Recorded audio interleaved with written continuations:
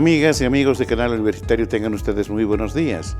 Soy el doctor Gustavo Mendoza Ríos, profesor emérito de la Facultad de Medicina y médico especialista del Hospital de la Mujer, que tiene el placer de ingresar a vuestros hogares mediante su programa Cuidemos tu Salud, programa que difundimos semanalmente los días sábados y domingos de 8 a 9 de la mañana, y también pueden encontrarnos en YouTube. Deseamos dirigirnos respetuosamente a ustedes para abordar en nuestros minutos de reflexión un tema que ya está generando gran preocupación en la Facultad de Medicina. Y es el referido a diversos programas de salud, entre comillas, que se generan en distintos medios. Una cosa que definitivamente nos alarmó es que en recientes días pasados, cuando se hacía una entrevista, se pretendió forzar y hacer creer a la gente que el tratamiento con ozonoterapia podía resolver muchos problemas, entre ellos la poliglobulia o eritrocitosis. No solo eso, sino que quien conversaba del tema señalaba que para hacer una especie de mantenimiento del tratamiento, una consulta anual podía ser suficiente. Esas son aberraciones, porque para hablar de la policitemia, poliglobulia, eritrocitosis, como quiera llamarse, primero el médico especialista tiene que hacer un diagnóstico preciso de los varios tipos que existen de esta enfermedad. Unas, por ejemplo, son referidas a enfermedades crónicas que tienen como consecuencia eritrocitosis, hipertensión pulmonar, EPOC. En alguna sesión hablamos de ello, de la enfermedad obstructiva pulmonar crónica. La altura es otro tipo de eritrocitosis de altura, cuyo tratamiento es absolutamente distinto. También hay la policitemia vera, que es casi siempre de orden genético. Por lo tanto, como ustedes verán, esta y otras variedades, solo el especialista puede hacerlo. Y en la Facultad de Medicina tenemos el Instituto Boliviano de Biología de la Altura, que inclusive ofreció de forma gratuita hacer no solamente el diagnóstico, sino el tratamiento en cada caso. Amigos, creo que es hora de que no nos dejemos sorprender ya por esta gente que lo único que pretende es lucrar. Ya nos habíamos referido hace un tiempo también al tema del acelerador, y nosotros dijimos que era indudablemente un importantísimo recurso para paliar fundamentalmente problemas de cáncer que pudieran estar en estadios avanzados. Yo les quiero decir a propósito de ello que el cáncer no va a variar, el cáncer de cuello uterino. ¿Saben por qué? Porque nadie se ha atrevido a decirles que de 100 mujeres que deben hacerse un Papa Nicolau, entre 18 y 65 años aproximadamente, solo el 30% se realiza un Papa anual. Y de ese 30%, solo el 10% recoge su resultado. Por lo tanto, el 90% está absolutamente expuesto a padecer de este problema, que de paso les digo y les recuerdo, porque ustedes saben que es producido por un virus, el virus del papiloma humano. En el 99.9% de los casos de cáncer de cervix uterino está el papiloma. Hay más de 100 tipos de papilomas.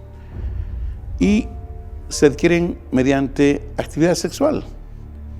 Por lo tanto, para no hablar de nosotros y no generar susceptibilidad, puedo decirles con propiedad que europeos y norteamericanos tienen más del 70% de su población infectada con este virus.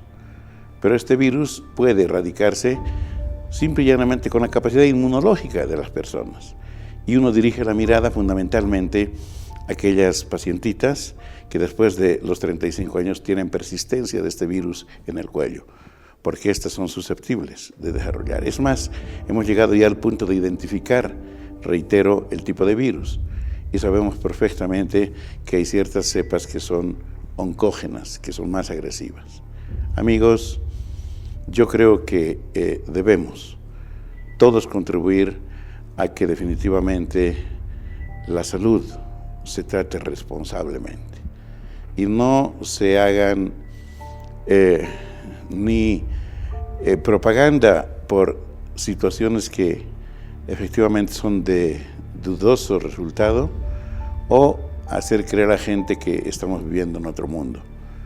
La salud es un tema serio, es de responsabilidad de todos, pero fundamentalmente deben hablar de salud y de procesos de enfermedad quienes saben, zapatero a tus zapatos. Dicho esto, distinguidos amigos, permítanme ir al sector La Facultad de Medicina Informa.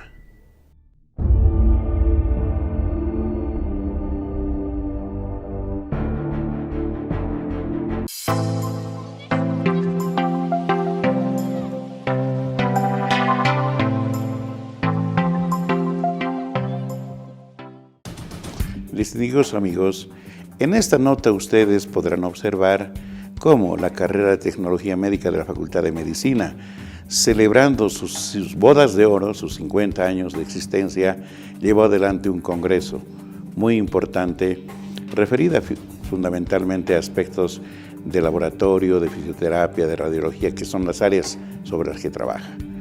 Allí estuvieron presentes nuestras principales autoridades, así como docentes y estudiantes de la carrera y la facultad. Veamos la nota. Es un grato honor dirigirme a través de este prestigioso programa para recalcar la inauguración del primer Congreso Internacional Bodas de Oro de la carrera de Tecnología Médica, que se ha organizado debido a los 50 años que cumplimos. Contamos con la participación de personal o de profesionales provenientes de Chile, Perú, Brasil y México, los mismos que van a impartir todo el conocimiento en las 3 carreras que nosotros tenemos, que es laboratorio clínico, radiología y fisioterapia. Es así que pensamos que en este evento, donde están concurriendo universitarios provenientes de la Universidad San Francisco Javier, Universidad San Simón y la Universidad del siglo XX, va a alcanzar el realce que todos esperamos. Bueno, la verdad que hoy nos sentimos felices porque hoy estamos celebrando los 50 años del laboratorio clínico, de la carrera de tecnología médica, y qué mejor con un evento científico que lo que trata es siempre de que nuestros profesionales, nuestros futuros profesionales estén contextualizados a los avances tecnológicos científicos que van dándose día a día en el contexto internacional. Bueno, felicitarles en su día y desear siempre que los docentes sigan siendo ese modelo y tengan las exigencias necesarias para seguir formando excelentes profesionales. Y a los estudiantes indicarles que la carrera tiene mucho que ver con la vida, así que su dedicación para tener una excelente formación es importantísima. Hoy estamos celebrando nuestros 50 años de existencia en lo que es sobre todo un congreso internacional en el cual nos están apoyando y sobre todo las universidades hermanas del siglo XX, Sucre, todos nuestros profesionales de la ciudad de La Paz y de todo el interior de Bolivia. Tenemos la presencia de 2 profesionales del exterior, colegas laboratoristas clínicos que han llegado, uno de Chile y otro llegó de Lima, Perú. Muy contentos sobre todo porque nos damos cuenta que es todo un éxito con la presencia no solamente de docentes, sino también de los invitados y de nuestros alumnos que llegan de todo lo que es el interior del país.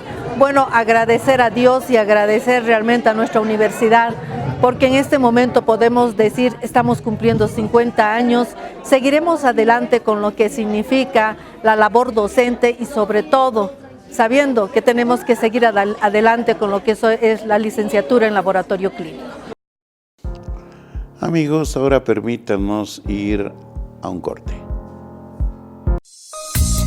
En instantes vuelve la programación de TVU. Oficina de Educación Médica y Calidad. amigo estudiante y colega docente de la Facultad de Medicina. Te invitamos a incorporarte a esta nueva unidad, creada para contribuir a la mejora de la calidad de nuestros egresados.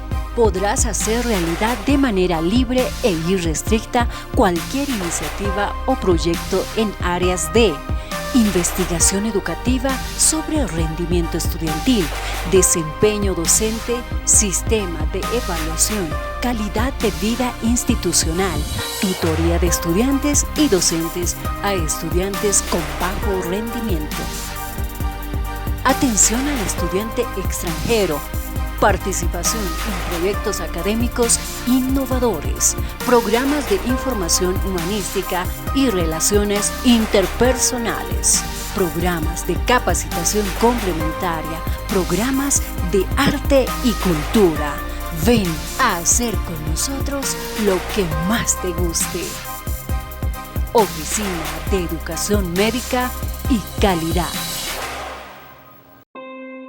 El Instituto de Genética de la Facultad de Medicina de la UNSA es la unidad académica de excelencia con capacidad para planificar, ejecutar y evaluar proyectos de investigación, contribuyendo en la solución de los principales problemas de salud relacionados con la genética humana.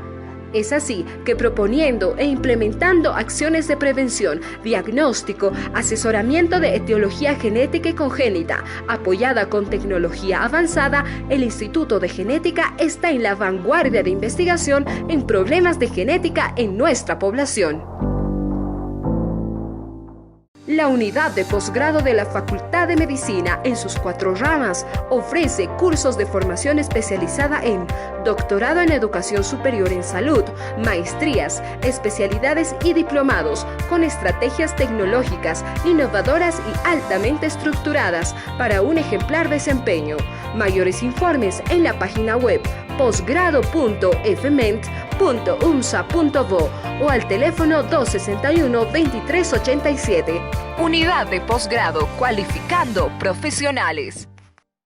La carrera de Tecnología Médica brinda servicios de especialidad a partir de su gabinete de fisioterapia Isaac Duchenne, donde contamos con atención especializada y con tecnología de punta para la atención en problemas de salud relacionados con patologías traumatológicas, neurológicas, respiratorias, cefaleas, discapacitados pediátricos, retraso del desarrollo psicomotor, problemas posturales de la adolescencia, entre otras. Estamos ubicados en el subsuelo de la Facultad de Medicina de la UNSA. Contáctanos al 222-9593. Horarios de atención desde las 8 de la mañana a 12 del mediodía y de 14:30 a 18:30. Consulte el horario de evaluación. Gabinete de Fisioterapia Isaac Duchenne.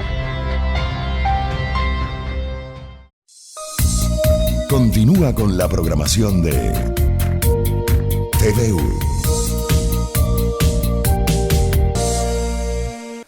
Distinguidos amigos, como lo habíamos señalado, está en nuestro set nuestro invitado de hoy, el doctor Ronald Vargas Hidalgo, quien es médico, ginecólogo y profesor de la Facultad de Medicina, profesor titular que además recientemente fue elegido como el jefe del Departamento de Salud Materno-Infantil de nuestra facultad.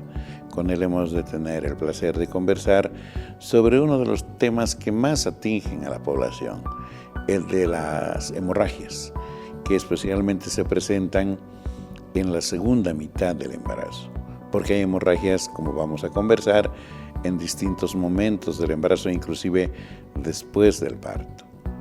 Él nos va, con su experticia, dar luces sobre algunos aspectos que son de interés de ustedes y, por supuesto, de toda la familia.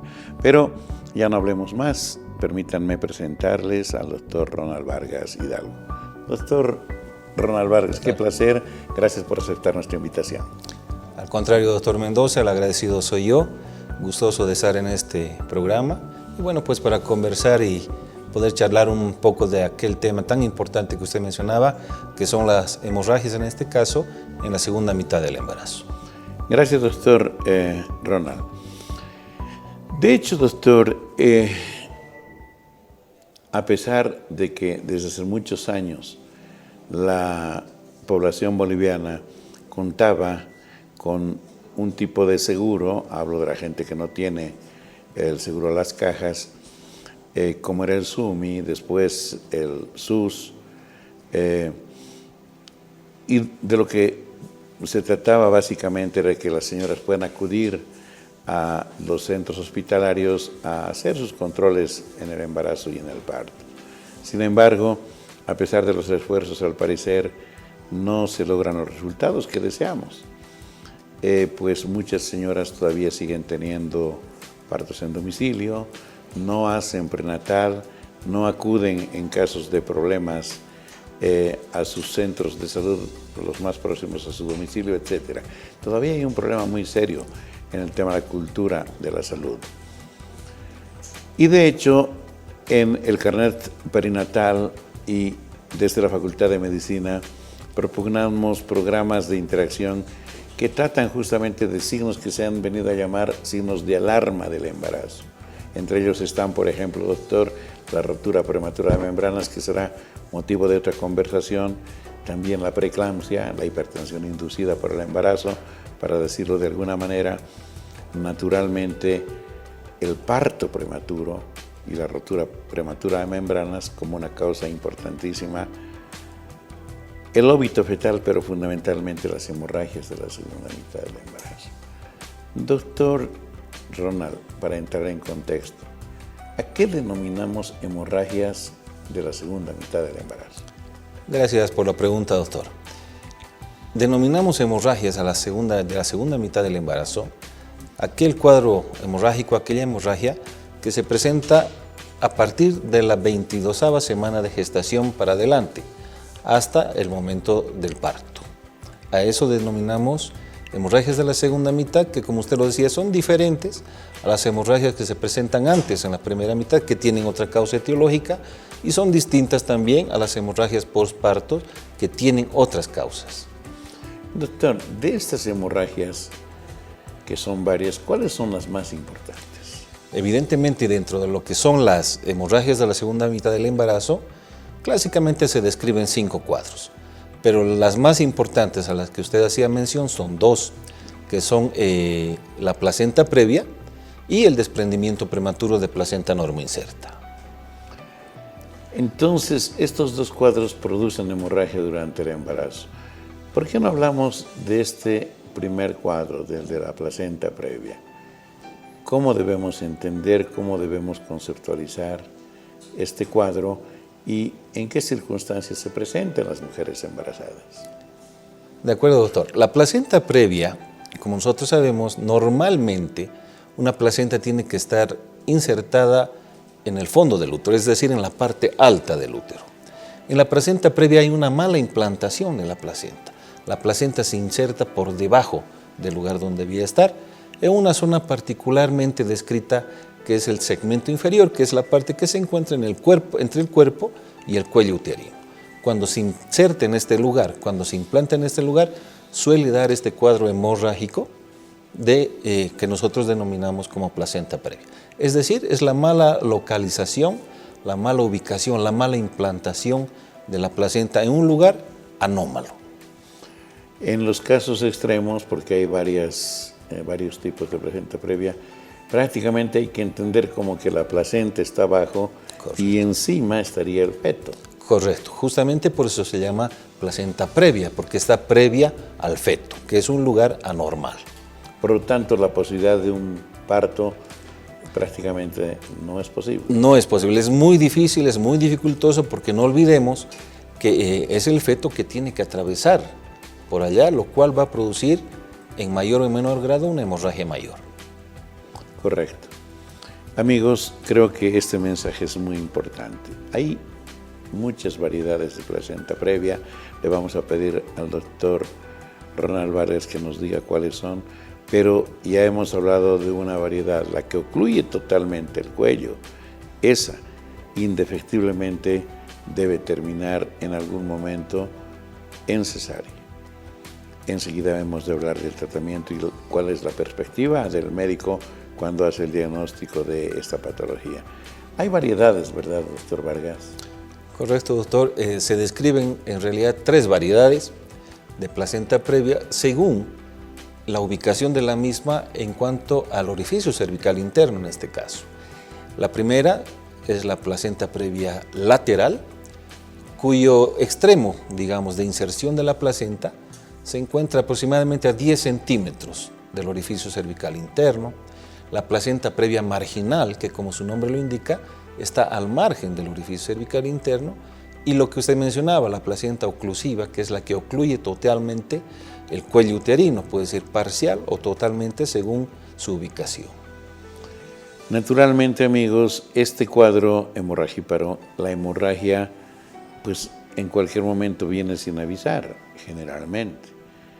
Entonces, doctor, ¿cómo se manifiesta clínicamente la placenta previa? Esto es algo muy importante. Primero debemos tomar en cuenta que una mujer embarazada no tiene por qué sangrar en ningún momento del embarazo. Y la manifestación de la placenta previa en la segunda mitad del embarazo es de una hemorragia muy característica. Es una hemorragia que se caracteriza por ser rojo rutilante, es decir, sangre viva, sin coágulos, generalmente que no se acompaña de dolor abdominal, la paciente no tiene dolores, más la paciente no siente nada. Muchas veces esta hemorragia es nocturna o durante el reposo de la paciente. Es una hemorragia que no suele afectar al feto. El feto se encuentra bien, está vivo, la madre también se encuentra viva, se encuentra bien, no afecta grandemente su estado de salud. Es una hemorragia característica que suele dar pues este tipo de cuadros y que nos orienta a nosotros clínicamente, porque el primer dato llamativo de este cuadro es la hemorragia. Con estas características. Con estas características.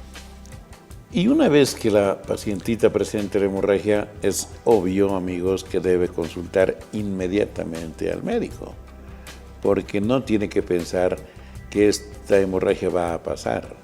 Aunque pudiera ocurrir que con el reposo en la casa pueda cesar algunos días, pero se va a volver a repetir y cada vez va a ser más seria la hemorragia.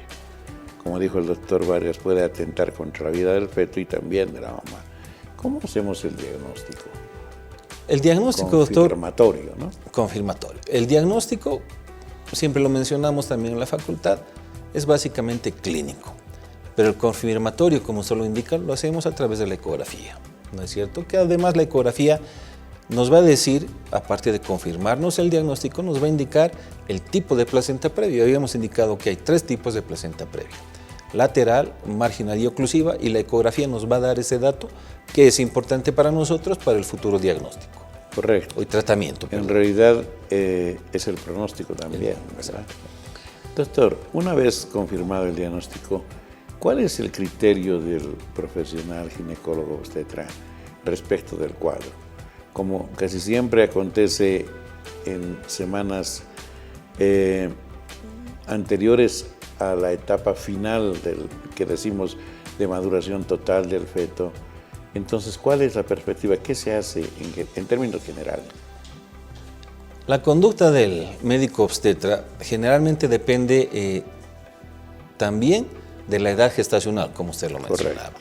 Si es una edad gestacional de las 37 semanas para adelante, es decir, es un bebé de término, pues lo que tenemos que hacer es promover el nacimiento de este bebé en las mejores condiciones. Sin embargo, cuando es un bebé todavía prematuro, tenemos que promover que este bebito pueda avanzar lo más que se pueda en las mejores condiciones de salud. Para eso nosotros usamos algunos medicamentos que le ayudan a la maduración pulmonar del bebé, lo cual va a favorecer posteriormente un adecuado nacimiento. Y también utilizan fármacos que eviten que haya mayor sangrado y por eso mismo que ojalá alcance una edad gestacional de término en cualquier caso, ¿verdad? Correcto. Se usa este tipo de fármacos porque al promover, al producir el reposo uterino, también se promueve y se da más oportunidad a que el embarazo pueda seguir avanzando. Correcto. Yo recuerdo, doctor, que hace muchísimos años a los estudiantes de la Facultad de Medicina les decíamos que básicamente el tratamiento era reposo. Así es. Psicológico, reposo uterino, reposo físico. Obviamente cada nivel con su manejo y los resultados suelen ser muy halagadores en general, ¿verdad? Correcto. Dentro de lo que son los cuadros hemorrágicos, la placenta previa tiene un pronóstico bueno si es que se toman las medidas adecuadas. De lo contrario, también hay hemorragias cataclísmicas. Evidentemente, no olvidemos que las hemorragias, de una forma general, son una causa muy importante de mortalidad materna. Y dentro de todas estas hemorragias también se encuentra pues, el cuadro de la placenta previa. La gente a lo mejor piensa que es raro este cuadro. No lo es tanto. En el Hospital de la Mujer vemos con mucha frecuencia este, ¿no? ¿Cuál es la frecuencia del cuadro este? Dentro de lo que son los cuadros hemorrágicos a la segunda mitad del embarazo es el cuadro más frecuente. Se presenta con una frecuencia de un 0.5% aproximadamente en de la población embarazada. Entonces, amigos, amigas, cada 200 embarazos, una de las señoras pudiera estar cursando con este cuadro. De tal manera que no es raro, tampoco hay que alarmarse demasiado, lo importante es enseguida que se presente el mismo, acudir al especialista para que tome las previsiones del caso. Las hemorragias se manejan bajo internación. Amigos, vamos a seguir hablando con el doctor Ronald Vargas Hidalgo de la otra causa frecuente de hemorragia, pero ahora permítanme ir a un pequeño corte, por favor.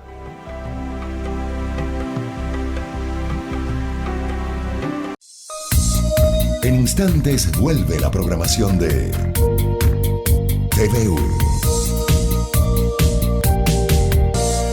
La unidad de posgrado de la Facultad de Medicina, en sus 4 ramas, ofrece cursos de formación especializada en doctorado en educación superior en salud, maestrías, especialidades y diplomados, con estrategias tecnológicas, innovadoras y altamente estructuradas para un ejemplar desempeño. Mayores informes en la página web posgrado.fment.umsa.bo o al teléfono 261-2387. Unidad de posgrado cualificando profesionales. La carrera de Tecnología Médica brinda servicios de especialidad a partir de su gabinete de fisioterapia Isaac Duchenne, donde contamos con atención especializada y con tecnología de punta para la atención en problemas de salud relacionados con patologías traumatológicas, neurológicas, respiratorias, cefaleas, discapacitados pediátricos, retraso del desarrollo psicomotor, problemas posturales de la adolescencia, entre otras. Estamos ubicados en el subsuelo de la Facultad de Medicina de la UMSA. Contáctanos al 222-9593. Horarios de atención desde las 8 de la mañana a 12 del mediodía y de 14:30 a 18:30. Consulte el horario de evaluación. Gabinete de Fisioterapia Isaac Duchenne. El Instituto de Genética de la Facultad de Medicina de la UMSA es la unidad académica de excelencia con capacidad para planificar, ejecutar y evaluar proyectos de investigación, contribuyendo en la solución de los principales problemas de salud relacionados con la genética humana. Es así que proponiendo e implementando acciones de prevención, diagnóstico, asesoramiento de etiología genética y congénita, apoyada con tecnología avanzada, el Instituto de Genética está en la vanguardia de investigación en problemas de genética en nuestra población. Oficina de Educación Médica y Calidad. Amigo estudiante y colega docente de la Facultad de Medicina, te invitamos a incorporarte a esta nueva unidad creada para contribuir a la mejora de la calidad de nuestros egresados. Podrás hacer realidad de manera libre e irrestricta cualquier iniciativa o proyecto en áreas de investigación educativa sobre el rendimiento estudiantil, desempeño docente, sistema de evaluación, calidad de vida institucional, tutoría de estudiantes y docentes a estudiantes con bajo rendimiento. Atención al estudiante extranjero. Participación en proyectos académicos innovadores, programas de información humanística y relaciones interpersonales, programas de capacitación complementaria, programas de arte y cultura. Ven a hacer con nosotros lo que más te guste. Oficina de Educación Médica y Calidad. Continúa con la programación de TVU.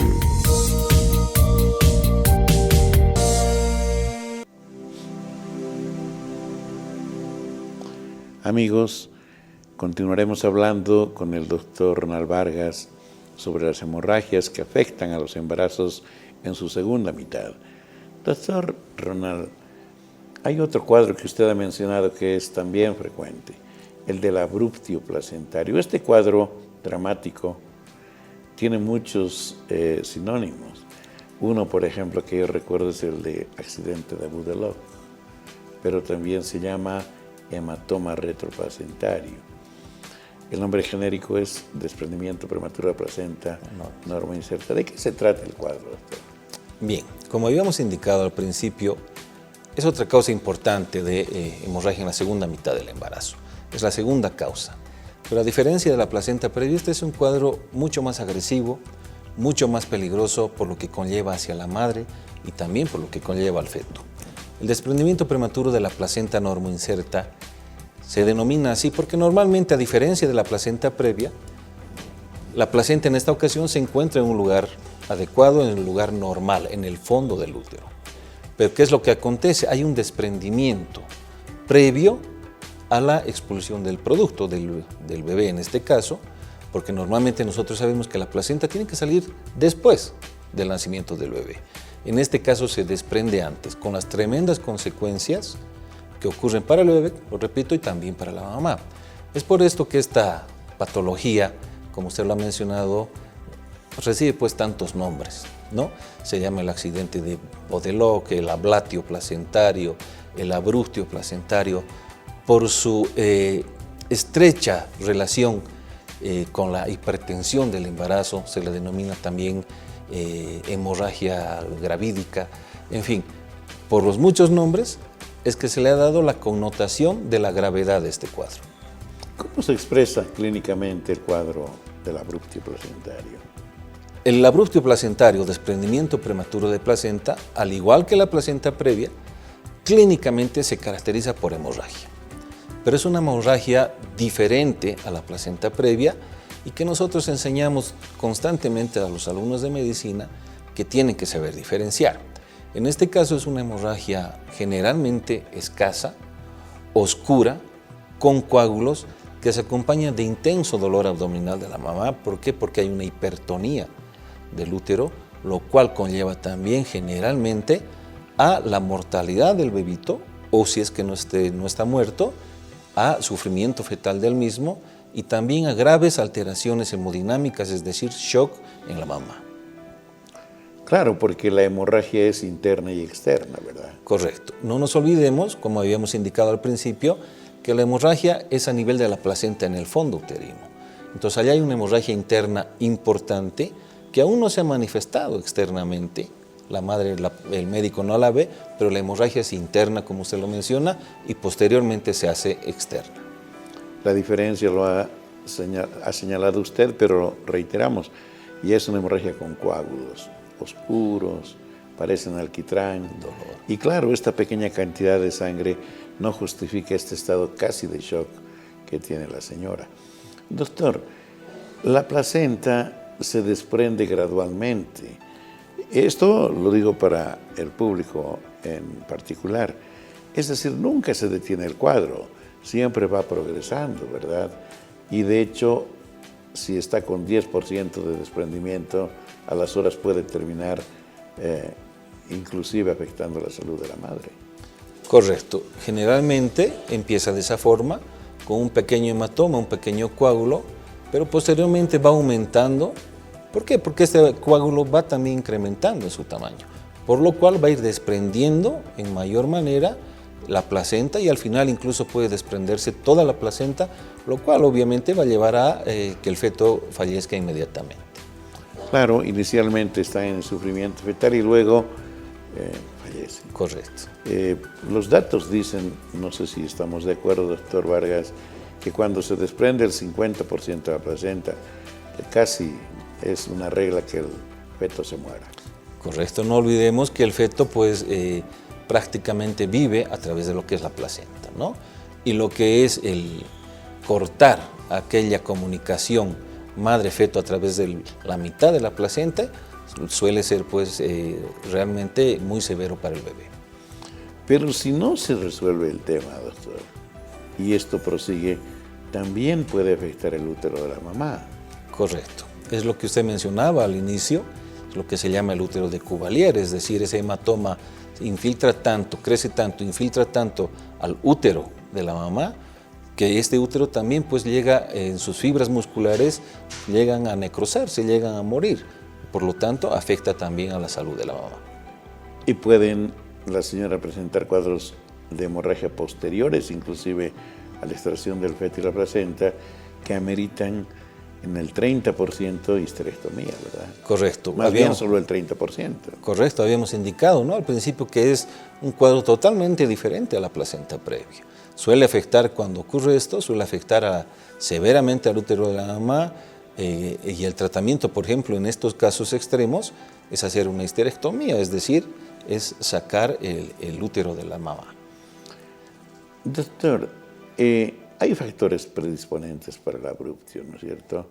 ¿Cuáles serían estos para explicar un poco por qué se desprende la placenta de su lecho? Gracias, doctor. Qué pregunta más importante. En algún momento lo habíamos mencionado. En nuestro medio es particularmente importante la asociación de este cuadro del desprendimiento prematuro de la placenta con la hipertensión del embarazo. ¿No es? ¿No es verdad? Es decir, lo que habitualmente llamamos la preeclampsia, la toxemia, se asocia muy frecuentemente a lo que es el desprendimiento prematuro de placenta normoinserta. Otra causa importante del abruptio placentario son también los traumas, generalmente traumas externos y también traumas internos. Correcto. Esto hace que haya un desprendimiento y el cuadro en consecuencia. ¿Cómo hacen el diagnóstico? ¿Es sobre todo clínico? ¿Requieren siempre de gabinete? ¿Cómo es el asunto este? Como lo habíamos explicado, generalmente es un cuadro agudo.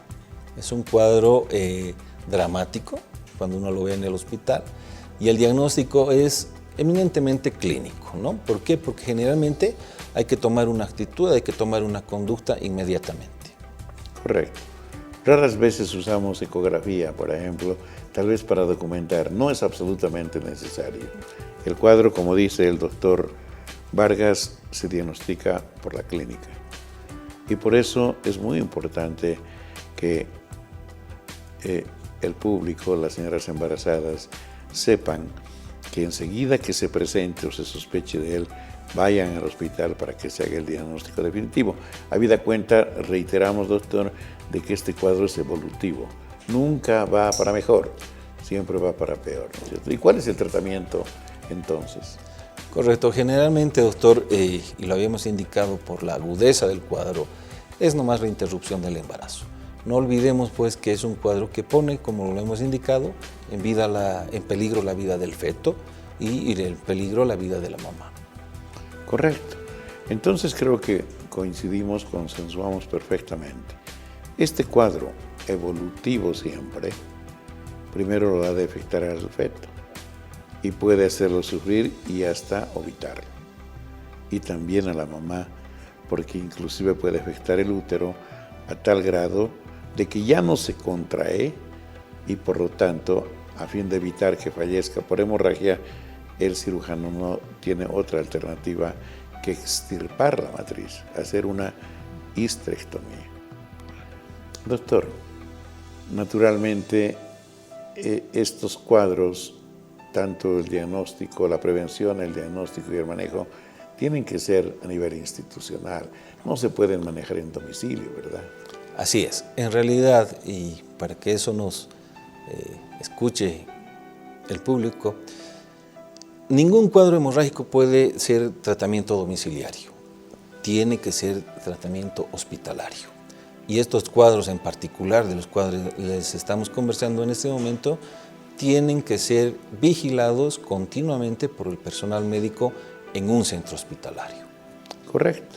Entonces, amigos, el consejo está dado. Nosotros debemos atender los criterios de nuestros especialistas para de este modo evitar lo que tanto nos preocupa y que a partir de hoy hemos de hablar por algunas semanas, la mortalidad materna. Doctor Vargas, en los primeros niveles de atención pueden diagnosticar los cuadros y remitirlos al segundo o tercer nivel, ¿verdad? La red de salud lo permite. Correcto. Es más, los primeros niveles están con toda la capacidad de diagnóstico y lógicamente este tipo de cuadros en el embarazo tienen que ser tratados en un hospital que tenga todo aquello que pueda ofrecerle a la madre y al feto la solución del problema. Es decir, generalmente un hospital de tercer nivel. Correcto. Amigos, creo que el doctor Vargas fue absolutamente claro en su exposición y debemos atender. La hemorragia es uno de los signos de alarma más importantes durante el embarazo. Debe ser diagnosticado para ser tratado de la forma más precoz posible y el tratamiento no admite que éste se realice en domicilio. Hemos de seguir hablando de un otro cuadro que le pedí, en particular al doctor Vargas, que tratemos, el de la hemorragia postparto. Pero esto hemos de hacer después de este corte, por favor.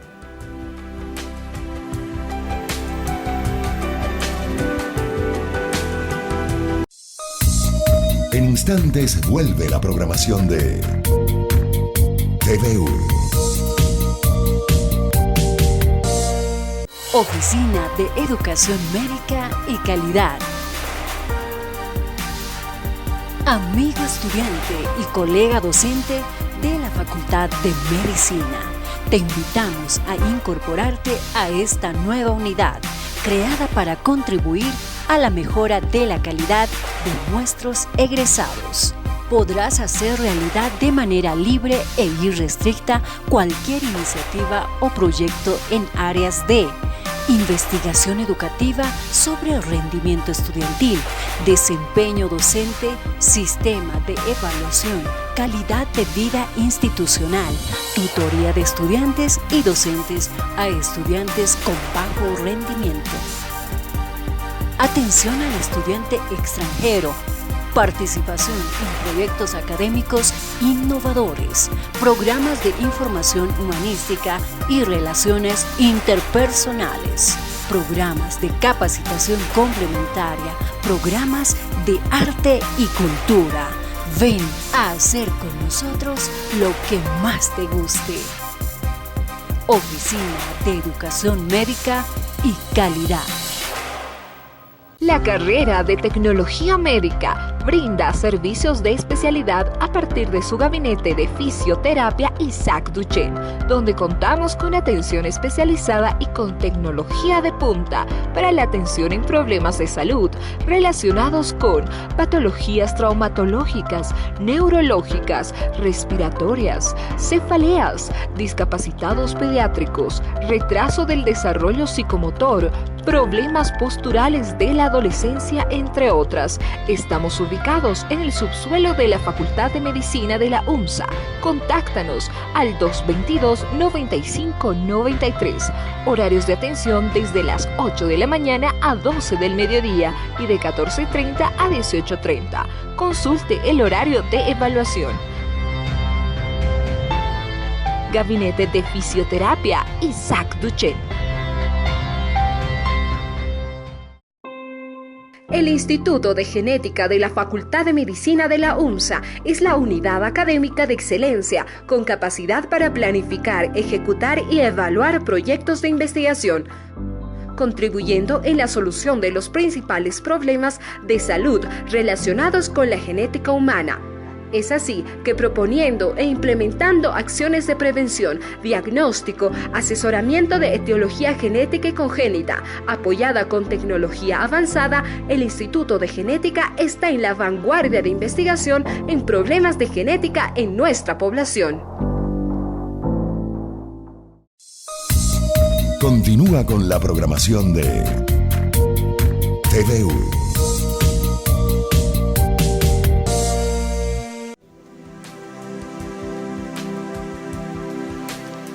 Amigos, hablando de las hemorragias que afectan a la mujer durante el embarazo, pudimos hablar de la placenta previa y el abrupto placentario, pero le pedí especialmente al doctor Vargas que tenga la gentileza, por lo menos, de dar una pincelada respecto de algo que hoy tiene que preocuparnos: la muerte materna. Amigos, fíjense ustedes, en los hospitales de tercer nivel, donde particularmente trabajamos, las causas de muerte de las mujeres está debido fundamentalmente a complicaciones irreversibles de mujeres que han sufrido hipertensión y ataques, o sea, preeclampsia y eclampsia. Porque realmente hemorragias masivas intracraneales de todo orden, roturas del hígado, degeneración de este órgano y otras causas provocan la muerte de las señoras. Pero en el primer nivel de atención, la causa primera, usted, doctor, corroborará, espero, lo que voy a señalar, son hemorragias posparto, casi siempre por problemas en la tensión del alumbramiento y otras veces a la propia idiosincrasia de la mujer. ¿Es así? Correcto, doctor. No nos olvidemos que las hemorragias, de una forma general, son pues una de las principales causas de mortalidad materna en el mundo, no solamente en nuestro país. Y como lo habíamos señalado en algún momento, tenemos hemorragias en diferentes escenarios. Puede ser la primera mitad del embarazo, la segunda, pero también las del posparto, que son una causa importante de mortalidad. Y como usted lo mencionaba, si bien en el hospital o en los hospitales la primera causa son las complicaciones de la hipertensión, la mayor parte de la mortalidad materna en nuestro medio, en áreas de primer nivel, segundo nivel, se deben a hemorragias. ¿Qué cosas producen hemorragias en el posparto, doctor? En el posparto se describen y tenemos 4 causas importantes de lo que son las etiologías de la hemorragia. Primero, la hipotonía o atonía, es decir, la falta de contracción del útero en el posparto, lo cual produce, por falta de contracción y una adecuada hemostasia, la hemorragia, que muchas veces es persistente y puede llevar a la muerte de la madre. Otra causa es la presencia de tejido intrauterino, es decir, algún resto que se haya quedado después del alumbramiento dentro de la cavidad uterina y puede dar también lugar a hemorragias. Otro punto son los traumas, es decir, soluciones de continuidad, desgarros en el canal cervical, en el canal vaginal, en el canal del parto. Y por último, las causas de alteraciones en la coagulación sanguínea de la mamá, es decir, alteraciones en la trombina, que también suele dar hemorragias importantes. Doctor Vargas, hemos dicho que las hemorragias solo se pueden tratar en bajo internación y en un centro hospitalario. De hecho, no me imagino yo qué podría ser un médico con toda la capacidad que pudiera tener ante un cuadro hemorragíparo después del parto en un domicilio cualquiera. Absolutamente nada. No nos olvidemos que esa paciente lo que está perdiendo es sangre. Tiene que haber una reposición de sangre y eso se lo hará en el hospital. Y un hospital que tenga las condiciones y las características adecuadas para atender ese tipo de patologías.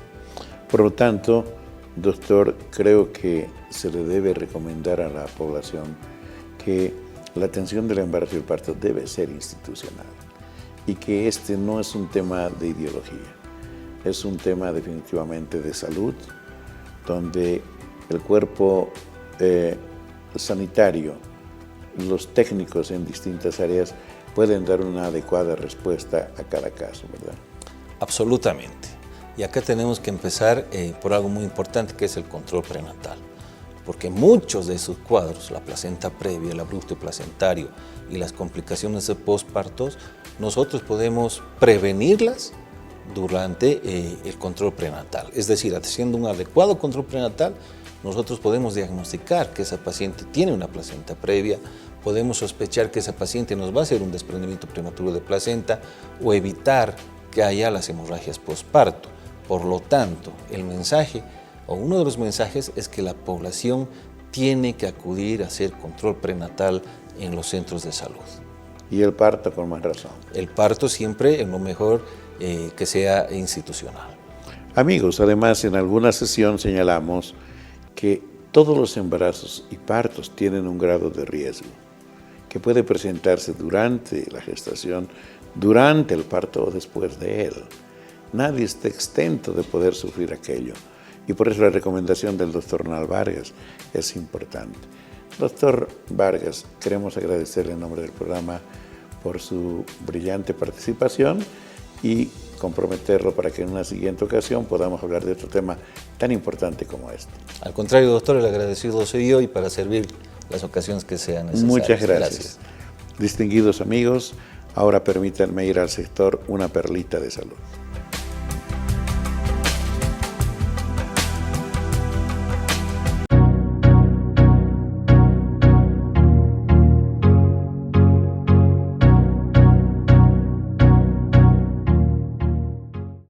Amigos, en esta nota ustedes podrán observar cómo la ciencia continúa su avance. Se están diseñando dispositivos que puedan a través de los vasos sanguíneos llegar a partes impensadas de la economía humana, por ejemplo el cerebro, y transitar por venas y arterias de pequeñísimo calibre. Esta será próximamente una herramienta que permitirá el manejo y tratamiento de una serie de cuadros que afectan al cerebro. Pero vayamos a la nota, por favor. Un robot capaz de deslizarse por los vasos sanguíneos del cerebro.